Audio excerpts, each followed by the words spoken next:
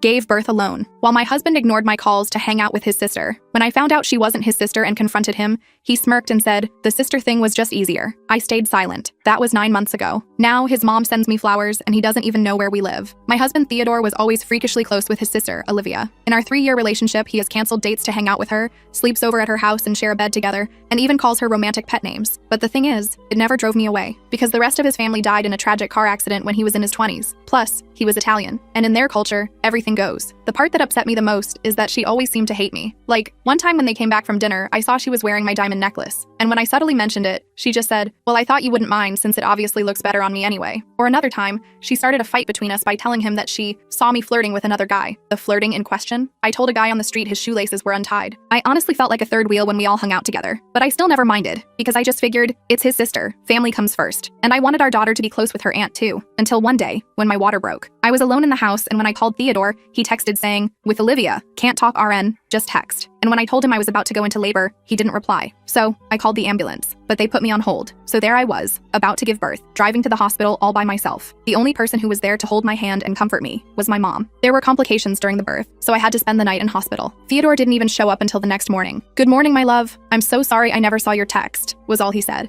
before picking our baby girl and twirling her around the room. Well, I was still extremely vulnerable and sensitive from the pregnancy, so I figured it was easier to just let it slide than to bring it up. And I guess he knew he messed up, because for the next few days, he was the most attentive, kindest father and husband any woman could ever dream of. Every time I winced, he was already standing with the heating pad before I could ask. And even when I insisted I was fine, he sang lullabies to the baby at night while rubbing my swollen feet. But I guess old habits really do die hard, because it wasn't long until Theodore was barely home again, hanging out with Olivia. So one day, when I was feeling particularly miserable and lonely, I left the house with my baby girl to visit the old neighbor lady. Mind you, this lady has lived in this town since she was born. She knows everybody. So as I'm ranting, Olivia comes up, and I started telling her how I didn't mind him prioritizing his family, but I thought after I gave birth things would change. Suddenly, her face drained of color. She gripped the table to steady herself. "That's not his sister," she said, voice shaking. I felt like I'd been punched in the stomach. Olivia is my coworker's daughter and has no siblings. And in the worst way possible, everything had finally clicked. The loving glances, the playful touching, the constant tickling. I called my mom crying, and she didn't say anything, just told me she was on the way over. My chest was burning up so much I thought I was having a heart attack. Luckily, she packed up all his things without question. So that night, Theodore came home to all of his stuff in bin bags at the door. I told him what I knew, and he didn't even seem ashamed, just sad that he'd been caught. "Babe, she's just a friend." I slapped him. "You will never be allowed near me or our baby again. Get the F out of my face." A smirk was instantly plastered on his face. "You say that like it's a bad thing," he remarked. During all this, my baby girl was sleeping upstairs in her cot, so my mom had no issue with shoving him away from me and telling him to F off. He left, and even though I felt like a total badass, it was hard. And somehow, things were about to get even harder, because when I went back to the neighbor lady, she told me his family had never died. His mom is alive, but he has no contact with her. However, he still talks to 3 of his aunts, 2 uncles, and has several cousins. Suddenly, all my heartbreak was replaced with a deep, unearthing rage, and I was going to make him and Olivia suffer hard. I spent the next few days in a daze,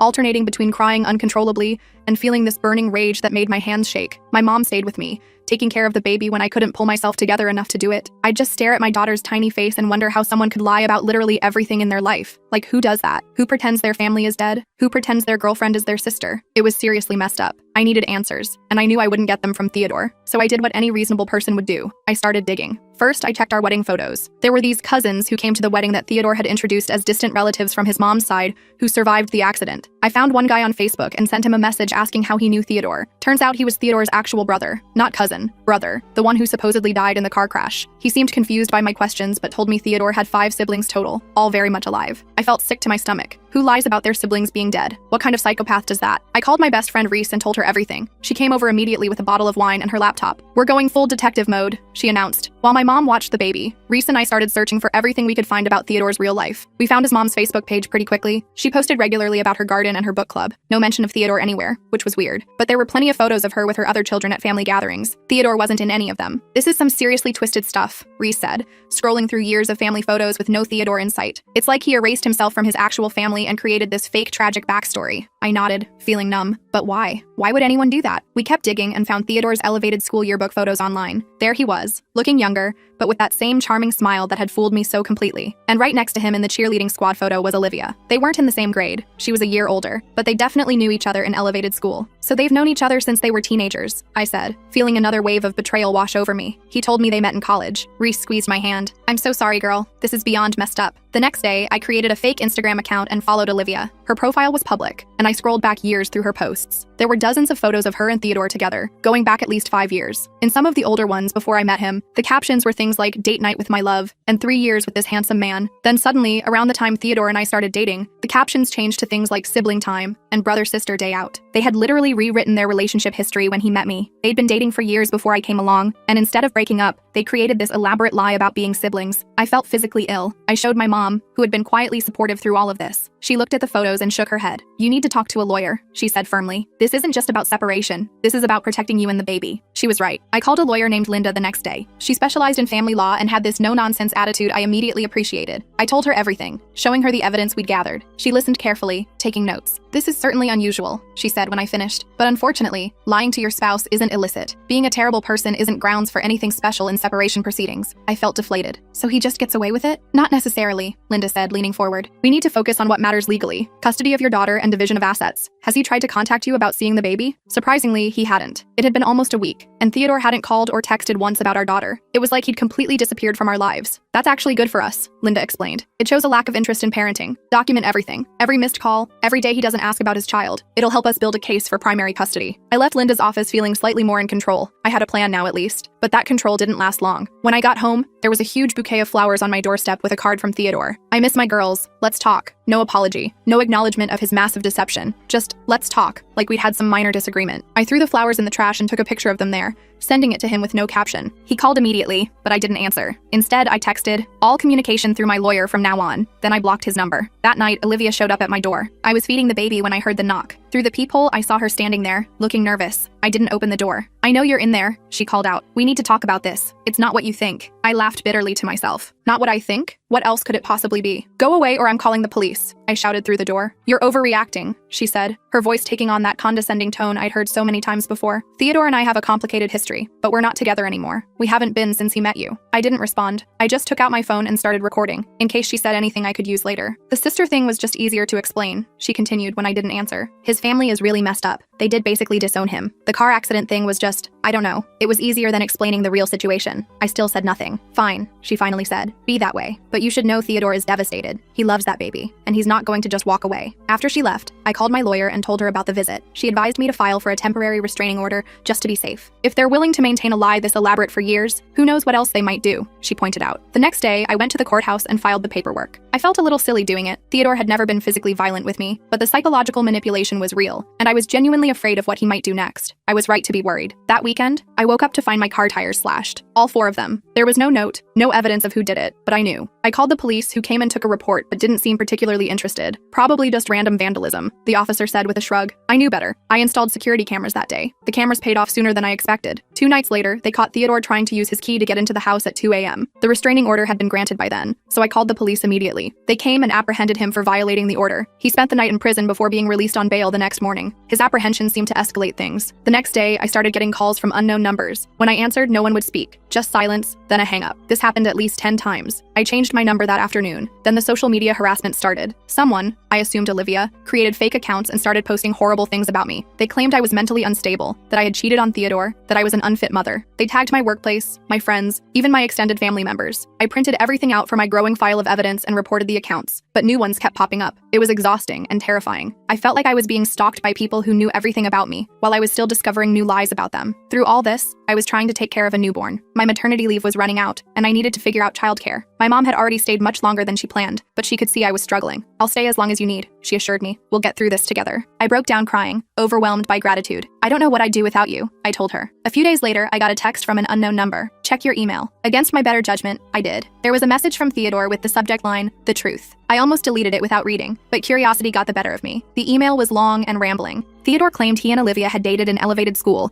but broke up when they went to different colleges. They reconnected years later and dated again briefly before he met me. According to him, they decided to pretend to be siblings because his family had disowned him for dating Olivia. Apparently, her father had some long-standing feud with Theodore's family, and he didn't want to explain the complicated situation to me when we first started dating. "The lie just got bigger and bigger," he wrote. "I never meant for it to go this far. far. I really do love you and our daughter. Please give me another chance. I forwarded the email to my lawyer without responding to him. She called me right away. This is actually helpful for us, she said. He's admitting to the deception in writing, but more importantly, it shows he's still trying to contact you despite the restraining order. We can use this. The next week was quieter. No slash tires, no unexpected visits. I started to think maybe they had given up. I was wrong. I was at the grocery store with the baby when I ran into Mrs. Rossi. She looked worried when she saw me. I've been meaning to call you, she said, glancing around nervously. Olivia came to see me. She was asking all sorts of questions about what exactly I told you. She seemed not right, very angry. I think you should be careful. I thanked her for the warning and hurried home, feeling paranoid about every car that seemed to be going in the same direction as me. When I got home, I checked the security camera footage. Nothing unusual, but I still felt uneasy. That night, I woke up to the sound of breaking glass. Someone had thrown a rock through my living room window. I grabbed the baby from her crib and locked us both in the bathroom,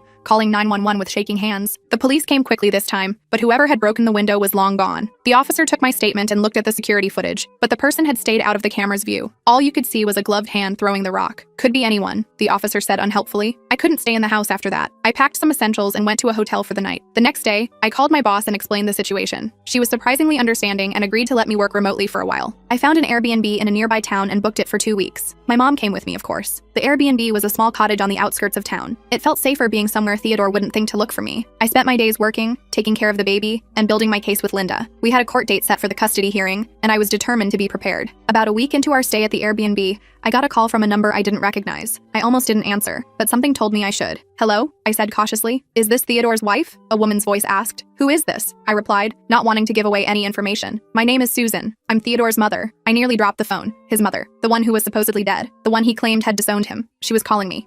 Yes, I'm his wife. I finally managed to say. Though we're separated now. I know, she said. That's why I'm calling. I think we should meet. There are things you should know about my son. We arranged to meet at a coffee shop the next day. I was nervous about it being a trap, so I asked Reese to come with me. My mom stayed with the baby at the Airbnb. Susan turned out to be a petite woman in her 60s with Theodore's same dark eyes. She looked tired and sad as she sat across from me, stirring her coffee absently. I haven't spoken to my son in almost 3 years, she began. Not because I disowned him, as I'm sure he told you, but because he cut us all off when we expressed concern about his relationship with Olivia. What kind of concern? I asked. Susan sighed. Olivia has always had an unhealthy attachment to Theodore. They dated in elevated school, and it was intense but seemed normal enough. Then they broke up when they went to different colleges. Theodore met a nice girl named Casey at university, and they were together for almost 2 years. I felt a jolt. Another girlfriend I'd never heard about. Then Olivia transferred to Theodore's college, Susan continued. Within a month, he and Casey had broken up, and he was back with Olivia. That's when things started getting strange. Olivia didn't want him spending time with his family. She would call constantly when he was visiting us. If he didn't answer right away, she would show up at our house. Susan took a sip of her coffee. We tried to talk to him about it. We were worried it was becoming controlling, maybe even abusive. That's when he exploded at us, saying we were trying to ruin his life and that we'd never accepted Olivia. He stopped coming to family events. Then he stopped taking our calls. Eventually, he blocked all our numbers. I sat there stunned. This was yet another version of Theodore I hadn't known existed. The last I heard from him was a text saying he was getting married, Susan said, her voice breaking slightly. He didn't invite any of us to the wedding. I found out I had a granddaughter through Facebook. One of Theodore's cousins saw a post from one of your friends. I felt a rush of sympathy for this woman who had been cut out of her son's life and had missed the birth of her grandchild. But I was also wary. This could be another manipulation. Why are you telling me this now? I asked. Because I'm worried about you and the baby, she said simply. Olivia is not stable, and Theodore, he enables her. They bring out the worst in each other. When I heard you had separated, I was concerned about what they might do. She reached into her purse and pulled out a folder. These are copies of police reports and restraining orders from when Theodore and Olivia were together before. His ex-girlfriend Casey filed harassment complaints against them. They would show up at her workplace, call her at all hours, spread rumors about her. It got so bad she had to move to another state. I took the folder with trembling hands. Inside were copies of police reports, restraining orders, and even some disturbing emails from both Theodore and Olivia to this Casey person. Susan had obtained these through her attorney, who had helped Casey file the original complaints. The attorney had kept copies of everything and shared them with Susan when she explained the situation with me. It was like looking at a blueprint for what they were now doing to me. Thank you for this, I said, feeling both validated and terrified. This will help with my case. Susan nodded. I want to help. And I'd like to meet my granddaughter someday, if you're comfortable with that. I promised to think about it. As we were leaving the coffee shop, Susan grabbed my arm. Be careful, she warned. They won't give up easily. She was right. When I got back to the Airbnb, my mom was in a panic. Someone had called the owner of the property claiming to be me, saying we needed to check out early due to a family emergency. The owner had come by to check, and my mom had to convince him it wasn't true. They had found us. I didn't know how, but they had. We packed up immediately and checked into a hotel under my mom's name. I called Linda and updated her on everything, including the meeting with Susan and the new evidence. This is exactly what we need, Linda said. With these previous police reports, we can make a strong case that Theodore is a danger to you and the baby. I'm going to file for an emergency custody hearing. The hearing was scheduled for the following week. In the meantime, I was jumping at shadows, constantly looking over my shoulder. I was afraid to go anywhere alone. My mom and Reese took turns staying with me, making sure I was never by myself. The night before the hearing, I got an email from Theodore. I know where you are, it said. We need to talk. talk before you do something you'll regret. Meet me at the park near your hotel tomorrow at 9 a.m. I forwarded it to Linda immediately. She called the police, who agreed to increase patrols around my hotel, but said there wasn't much else they could do since the email wasn't explicitly threatening. I barely slept that night, holding my baby close and listening for any unusual sounds. When morning came, I was exhausted, but determined. I wasn't going to meet Theodore, of course. I was going to court to make sure he could never threaten me or my daughter again. Linda met us at the courthouse early. She had prepared a mountain of evidence: the social media harassment, the slashed tires, the broken window, the police reports from Theodore's ex, and statements from both Mrs. Rossi and Susan about Theodore and Olivia's concerning behavior. As we waited for the hearing to start, I saw Theodore and Olivia walk in together. They weren't even trying to hide their relationship anymore. Theodore looked right at me and had the audacity to smile and wave, like we were old friends running into each other at the grocery store. Olivia just glared, her arm possessively linked through his. The judge called our case and I took a deep breath. This was it, the moment of truth. I clutched my evidence folder tightly and walked into the courtroom, ready to fight for my daughter's safety and my own peace of mind. Whatever happened today would determine our future, and I was prepared to do whatever it took to protect my little girl from the web of lies that had entangled us all. The judge was this older guy named Judge Williams, who looked like he'd seen it all. He had these reading glasses perched on the end of his nose and kept glancing between Theodore and me like he was trying to figure out who was telling the truth. Linda had prepped me well, telling me to stay calm and stick to the facts, which was harder than it sounds when your ex is sitting there smirking at you like he's already won. When it was my turn to speak, I laid it all out. The fake sister story, the lies about his dead family, the harassment after I found out. I showed the judge the security footage, the police reports, everything. My voice only cracked once, when I talked about driving myself to the hospital while in labor. Judge Williams actually looked up from his notes at that part. Theodore's lawyer tried to paint me as unstable and paranoid. He claimed Theodore and Olivia were just very close friends, who had a brief romantic history years ago. According to him, they pretended to be siblings because Theodore's family was complicated, and he wanted to simplify things for me. Like that makes any sense. The worst part was when Theodore took the stand. He put on this whole sad act, talking about how much he missed our daughter and how I was keeping him from her. He even managed to squeeze out a few tears when he talked about wanting to be in her life. I had to dig my nails into my palms to keep from screaming. But then Linda got to cross-examine him, and that's when things got interesting. She started by asking simple questions about his family, his mother's name, his siblings' birthdays, basic stuff. He answered confidently, probably thinking this was easy. Then she pulled out the folder Susan had given me. "Mr. Theodore, you testified that your mother disowned you 3 years ago, correct?" Linda asked. "Yes, that's right," he said. "Then how do you explain this birthday card she sent you last year?" Linda held up a card with Theodore's name on it. "The one you responded to with this text message thanking her?" Theodore's face went pale. Linda had gotten copies of text messages between him and his mom from Susan, messages that proved they were in contact much more recently than he claimed.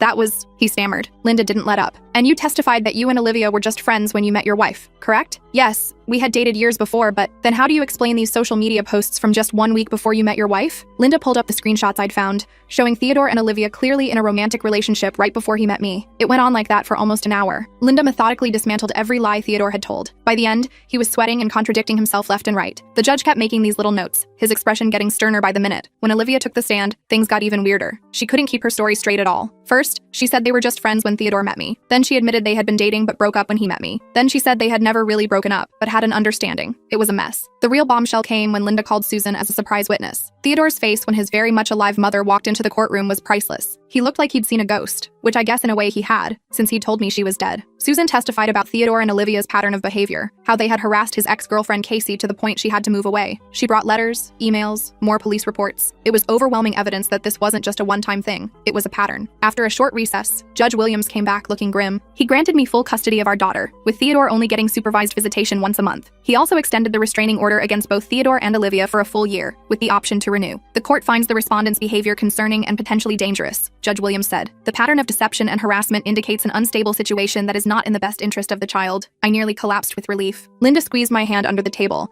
and my mom, who had been sitting behind us the whole time, let out a little sob. As we were leaving the courthouse, Theodore tried to approach me, but a bailiff stepped between us. "Don't think this is over," he hissed before his lawyer pulled him away. Those words haunted me for days afterward. I kept checking the locks on my doors and jumping at every noise. Linda assured me the restraining order had teeth. If Theodore or Olivia came anywhere near me or contacted me, they'd be apprehended immediately. Still, I couldn't shake the feeling that they weren't done with me yet. I was right. About a week after the hearing, I started getting calls from Child Protective Services. Someone had reported me for neglect and unsafe living conditions. The CPS worker who came to inspect my apartment seemed embarrassed to even be there. It was obvious the place was clean and my daughter was well cared for. She told me they get false reports sometimes during custody disputes, and apologized for the inconvenience. Then my boss called me into his office one day. Someone had emailed the company claiming I was stealing from clients. It was completely false, and thankfully my boss knew me well enough not to believe it, but it was still humiliating to have to defend myself. The final straw came when my neighbor knocked on my door one evening to tell me someone had been asking questions about me around the building. They had claimed to be an old friend trying to reconnect, but the description matched Olivia perfectly. I called Linda in a panic. "They're not stopping," I told her. "The restraining order isn't working. Document everything," she advised. "Every call, every report, every sighting. We'll go back to court if we need to." That night, I couldn't sleep. I kept thinking about what Theodore had said. Don't think this is over. Maybe it never would be over. Maybe I'd spend the rest of my life looking over my shoulder, waiting for them to pop up again. The thought was exhausting. The next morning, I made a decision. I called my mom and asked if her offer to let me stay with her for a while was still open. It was. Then I called my boss and asked about working remotely permanently. He was surprisingly supportive, especially after I explained the situation. Within a week, I had packed up our essential belongings and moved in with my mom in her small town 3 hours away. It wasn't running away, I told myself. It was a strategic retreat. A fresh start somewhere Theodore and Olivia wouldn't think to look for us. The first few months were hard. I jumped at shadows and panicked whenever an unknown number called. But slowly, life settled into a new normal. My daughter started crawling, then walking. I found a little house to rent not far from my mom's place. I made new friends who knew nothing about my past drama. I kept in touch with Linda, who updated me on the legal situation. Theodore had tried to contest the custody arrangement, claiming he'd changed and deserved more time with his daughter. The judge denied his request, pointing to the continued harassment as evidence that nothing had changed. About 6 months after we moved, I got a surprising call from Susan. She asked if she could visit to meet her granddaughter. I was hesitant at first, but she had helped me so much with the case that I agreed. She came for a weekend, and it was actually really nice. She brought photo albums of Theodore as a kid and told stories about his childhood that made him seem almost human. It was strange to reconcile the sweet little boy in those photos with the manipulative man I had married. He wasn't always like this, Susan said sadly as we watched my daughter play. Olivia brought out something dark in him, or maybe it was always there, and she just gave him permission to embrace it. Susan started visiting regularly after that. She was careful never to tell Theodore where we were, and I grew to trust her. My daughter loved her Grammy and would get excited whenever she visited. Life went on. I dated a bit, though I was super cautious about introducing anyone to my daughter. I made sure to do background checks and take things extremely slowly. Trust didn't come easily anymore. Then, about a year and a half after we moved, I got a text from a number I didn't recognize. "I know where you are." My fluids ran cold. I called Linda immediately, then the local police. They took a report but said there wasn't much they could do about a text message. I installed new security cameras and changed all my locks just in case. A week went by with no further contact. I started to think maybe it was just a random creepy text, not actually from Theodore or Olivia. Then I got an email from Susan asking if she could come visit that weekend. She mentioned she had some important news to share. When Susan arrived, she looked tired and stressed. We waited until my daughter was napping before she told me what was going on. "Theodore and Olivia broke up," she said. "It was messy. She's been telling people he mistreated her. He's been saying she's crazy. They're both dragging each other's names through the mud." I felt a weird mix of emotions. Vindication that their relationship had imploded, but also fear about what this might mean for me. Angry, unstable people can be unpredictable. "There's more," Susan continued. "Theodore got apprehended last week. He showed up at Olivia's place inebriated and caused a scene. She had a new boyfriend there, and Theodore went ballistic, broke some windows, threatened the guy. He's facing charges for lawbreaker damage and threatening behavior." I sat back, stunned. "So that text I got, probably from Olivia," Susan nodded. "She's been telling anyone who'll listen that Theodore ruined her life, and now she's out for revenge against anyone connected to him, including you." Great, just great. I'd escaped one stalker only to potentially gain another, but at least with Theodore facing charges, he was less of an immediate threat. I reported the text to Linda, who added it to our growing file. She suggested we might be able to get a restraining order against Olivia as well, given the circumstances. The next few weeks were tense. I kept expecting Olivia to show up or for something bad to happen, but nothing did. Susan kept me updated on the situation. Theodore had pled guilty to lesser charges and gotten probation, plus mandatory anger management classes. Olivia had apparently moved on to harassing Theodore's new girlfriend, leaving me blessedly out of her crosshairs. Slowly, I started to relax again. My daughter turned 2, then 3. She was talking in full sentences now, a bright, happy kid with no memory of the drama surrounding her early life. I had been promoted at work and was doing well financially. I'd even started seeing someone, a kind, straightforward guy named William, who worked as an elementary school teacher and made amazing pancakes on Sunday mornings. Susan still visited regularly, and we developed a genuine friendship. She was the one who told me when Theodore finally moved out of state for a new job. "I think it's good for him," she said. "A fresh start, away from Olivia and all the bad memories." I agreed, though I made sure Linda filed the necessary paperwork to maintain the custody arrangement across state lines. I wasn't taking any chances. It's been 5 years now since that crazy court hearing. My daughter is starting kindergarten next month. William and I got married last year in a small ceremony. Nothing fancy, just close friends and family. Susan was there, beaming proudly as she watched her granddaughter throw flower petals down the aisle. Theodore still has his monthly supervised visits, though he only shows up for about half of them. He's remarried too, to someone he met at his new job. From what Susan tells me, he seems more stable now. The distance from Olivia has been good for him. We're never going to be friends, but we can be civil for our daughter's sake. As for Olivia, I haven't heard anything about her in years. She apparently moved to California to pursue acting or modeling or something. Good riddance. Sometimes I still can't believe how much my life changed because of one conversation with my neighbor. If Mrs. Rossi hadn't told me the truth that day, who knows how long I would have lived in that web of lies. I might still be there, feeling like a third wheel in my own marriage, wondering why I was never good enough. Instead, I'm here, in this peaceful little town, with my daughter and my husband, and a life that feels real and honest. It wasn't an easy road, and there were plenty of times I wanted to give up, but I didn't. I fought for myself and my daughter, and we made it through. That's the thing about lies. They eventually fall apart. The truth always finds its way out, one way or another. And when it does, you have a choice. You can either crumble with the lies, or you can build something new and better on the foundation of truth. I'm glad I chose the latter.